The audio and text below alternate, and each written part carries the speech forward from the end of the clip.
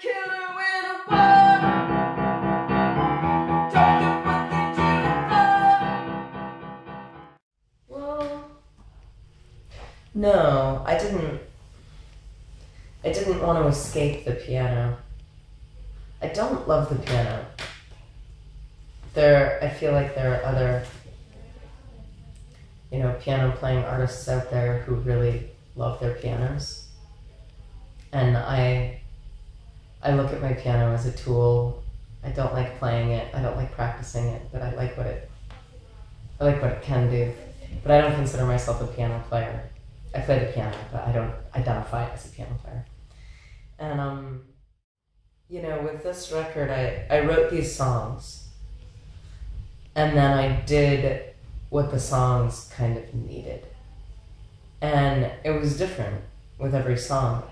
Like the bed song, which is one of my favorite tracks on the record, I had Jarek, who did all the strings for Trevor Replica and the orchestrations for the other songs, the strings and stuff. He did this orchestration for the bed song, strings and chimes and bass and horn, all this beautiful stuff.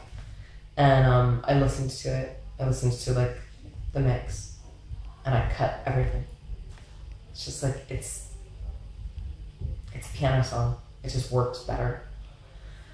But the band songs, I think they sound better as band songs. I think The Killing Type sounds great on solo piano. I think it sounds better with drums and bass and that whole full sound. So to me, most of the piano rock songs that I write are suggesting a band. And it can be great listening to the piano and listening to a single person banging out that suggestion. And it's a different sort of intensity. But I've really enjoyed being in front of the band and just being able to sing at people instead of being stuck to this thing like a magnet.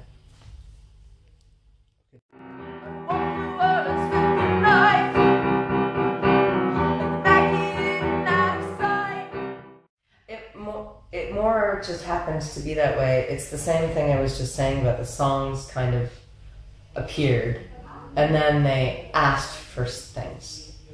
And a song like Want It Back asked for synthesizer. I was like, I hear it in there. It's that kind of song. The same way Do It With a Rock Star really asked for bass and guitar. It's like, it's a glam 70s kind of song. Like it has to have those things. That's what it's asking for. So in every case with the songs, I just kind of, they dictated to me what they needed and I just went out and got it.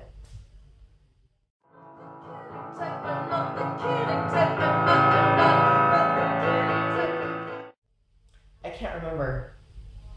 Theater is Evil came up in a conversation, I think between me and Michael, the drummer, and I said, that's a fucking hilarious album title. Let's use that. And everyone was like, okay, what does it mean? I was like, I don't know, but it's really funny. Got a picture of your mom.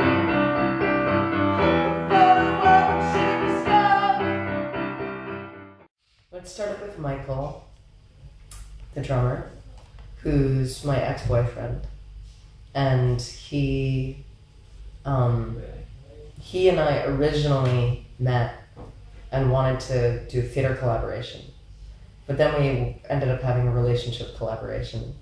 Relationship collaboration did not work, so we went back to the idea of having a theater collaboration, and he was originally going to sort of do theatrical stuff for the tour. And then it was very convenient that he played drums, so it was like, okay, well, come get involved with me, play drums, help me with stage ideas. And then he brought in Chad Rains to do synthesizer, guitar, trumpet. And the last person to come on was Jarek Bischoff on the bass, who's amazing. And all three of them are just incredible musicians, all incredible people. They're all really unique weirdos in their own way, and they all have a lot of various talents. Like there's a lot of multitasking in the band. Chad wrote all the horn parts, Jarek wrote all the string parts, you know, Michael's been helping with the stage show, so it's like everybody's pitching in, doing, you know, Michael also directed the first band's video. We did this cover of Polly by Nirvana, and I wrote it and Michael directed it, and we did the same thing with the bed song. I wrote the treatment for the video and Michael, you know, produced and directed it. And so it's great. It's sort of like being a little collective of artists.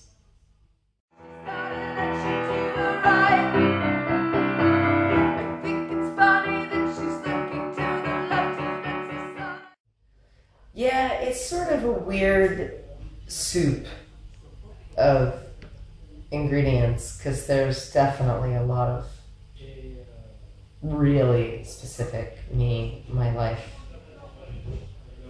you know, my relationships, my problems. That's the base. That's the bouillon. That's what holds it all together. But there's little sprinklings of fiction in there.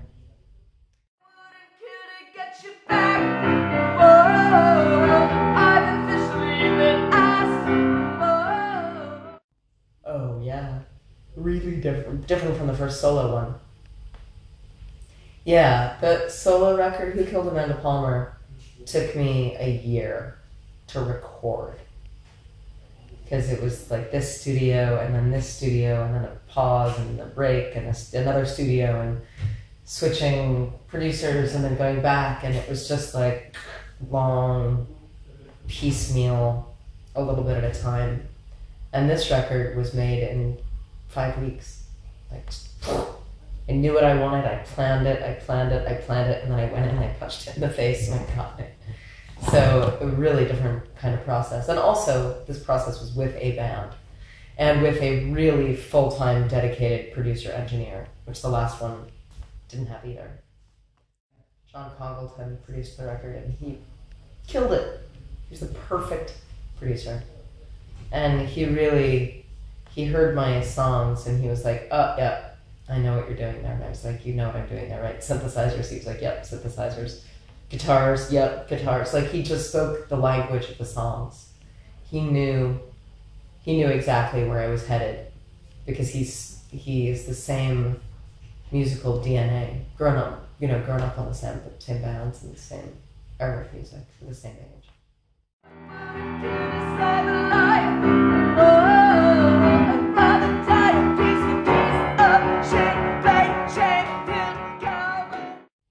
Well, it's more than gone. The Kickstarter money was really raised in order to spend it again. And it's, you know, we immediately went in and fattened all of our budgets a little bit so that all the money disappeared, which is kind of nice in a way. I mean, I'm glad that we spent it. I feel like it's better having spent it than having it kicking around and wondering what we could have done with it. But I've always had this habit of putting all my money back into the art. I always did it with the Dresden Dolls, you know. I'm always hovering as close to zero as possible because I don't know what else I would spend the money on.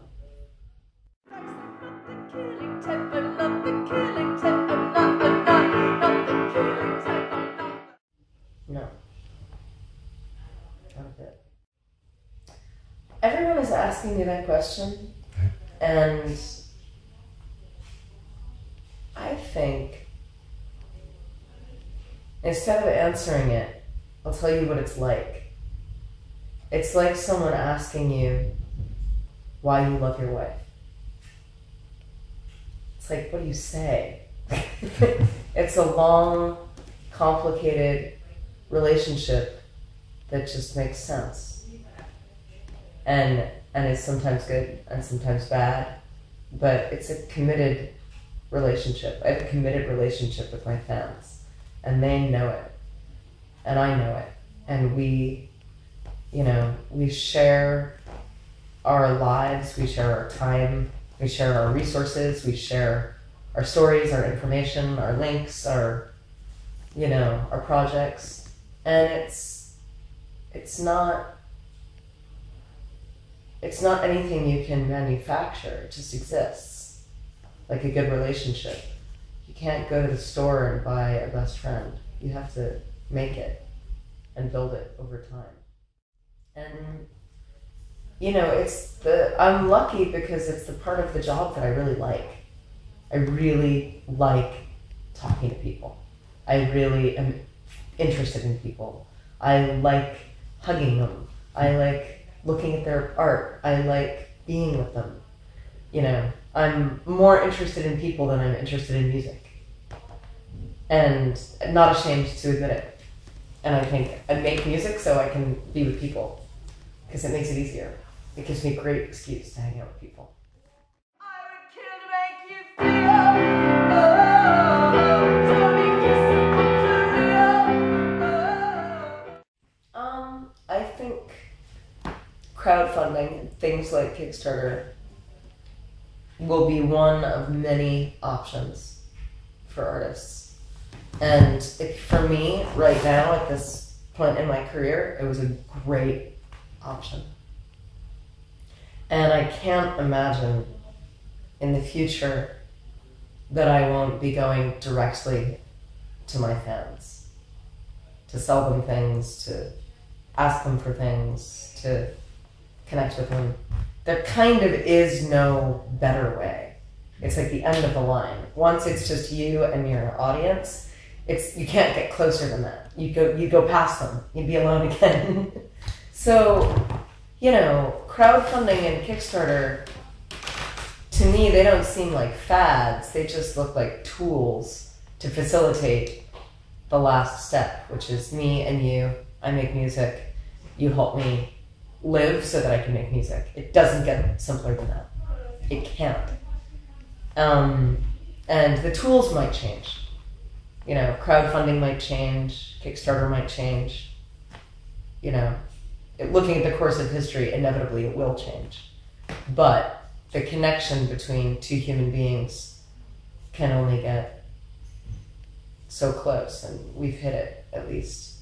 You know, I'm excited to see what more we can do, but it's, you know, right now I feel like I've pretty much found the perfect way to connect, which is direct.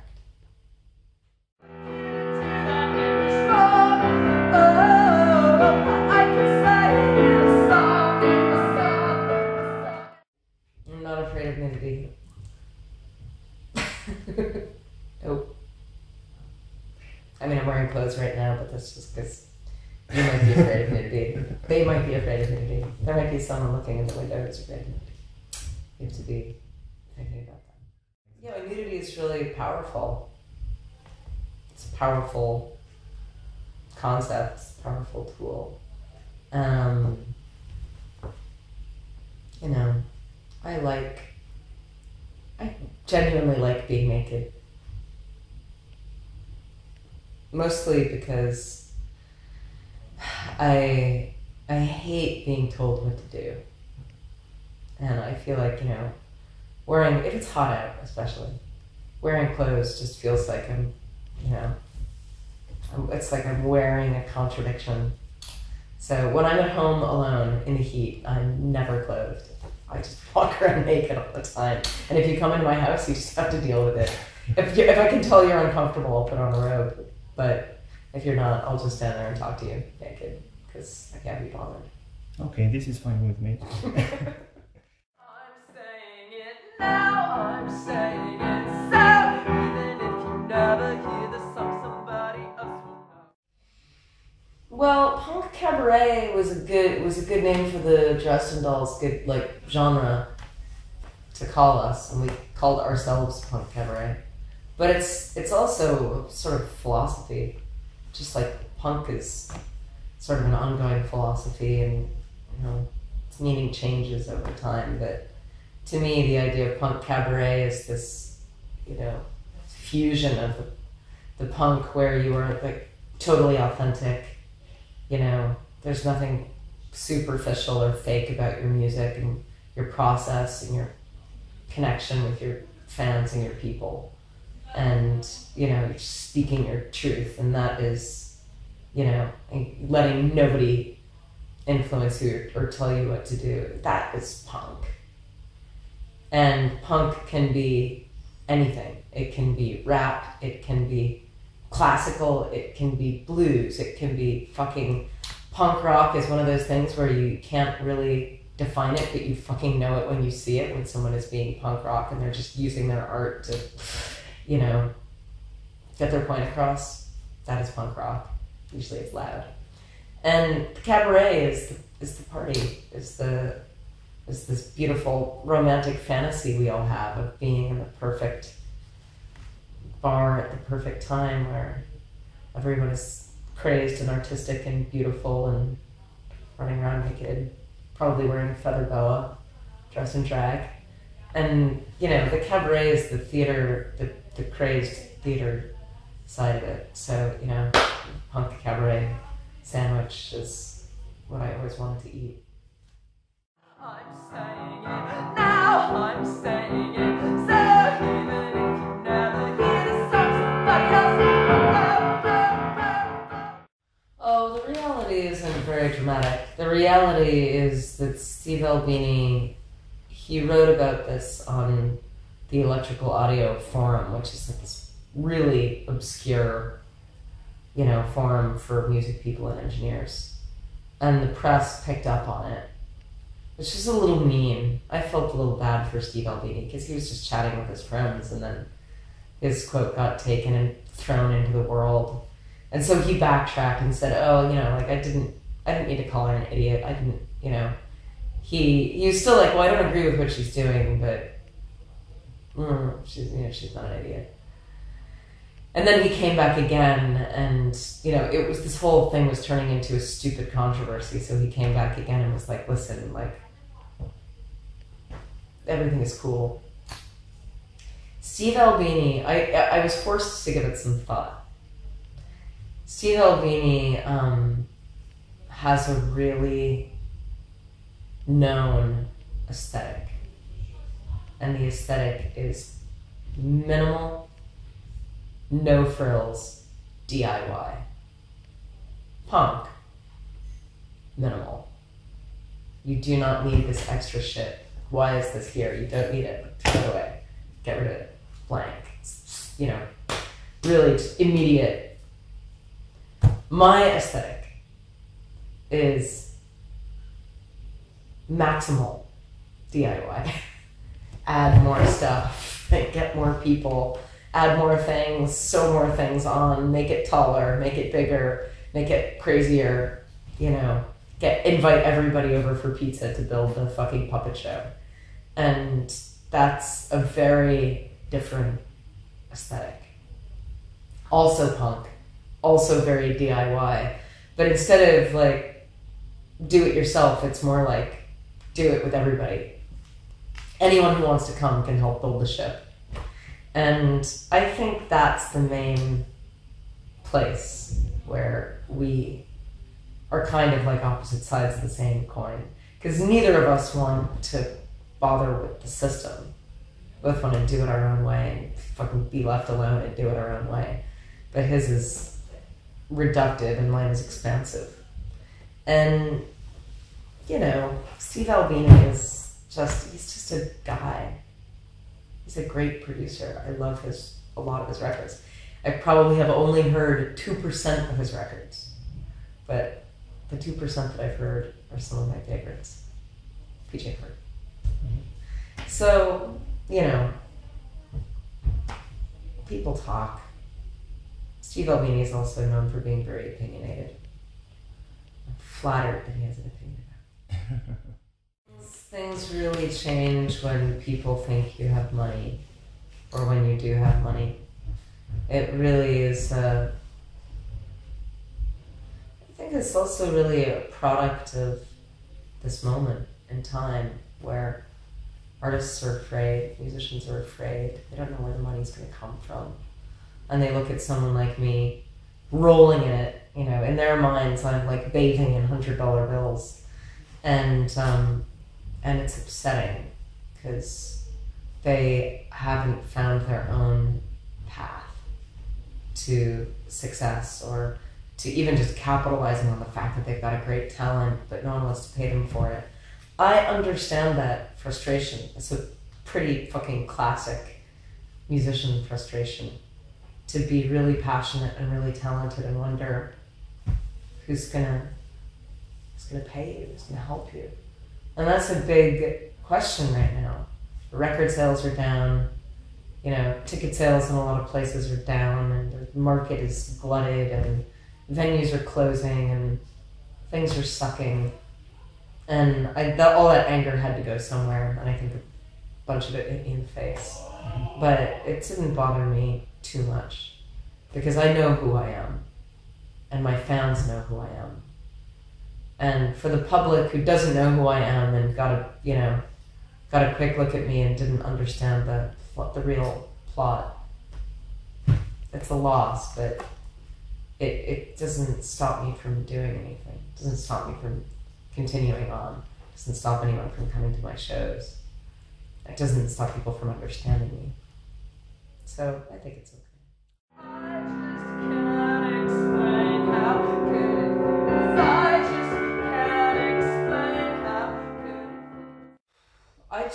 I don't know what to say about Pussy Riot except that it's incredibly sad. What is there to say that hasn't already been said? You know, art is so important, and it's so important that people be allowed to experiment and fuck up and anger you and make you question. It's the role of art. And in a way, even if their performance sucked, and even if it was totally irreverent and inappropriate to do whatever they did in this church, even if those things are true, what they've done, the statement that they've made simply through the act of doing it, and the fact that you and I are sitting here talking about it, is a artistic coup. Because it reminds us how powerful art and performance can be, for better or for worse, right? But if people are so easily offended, that clearly art is like it's like a bomb. You know, you can cause damage to others, to yourself. And, you know, it's a sign of real fear and real, you know, problems in a society where something like that happens. It's fucked up. But what else can I say? It's fucked up.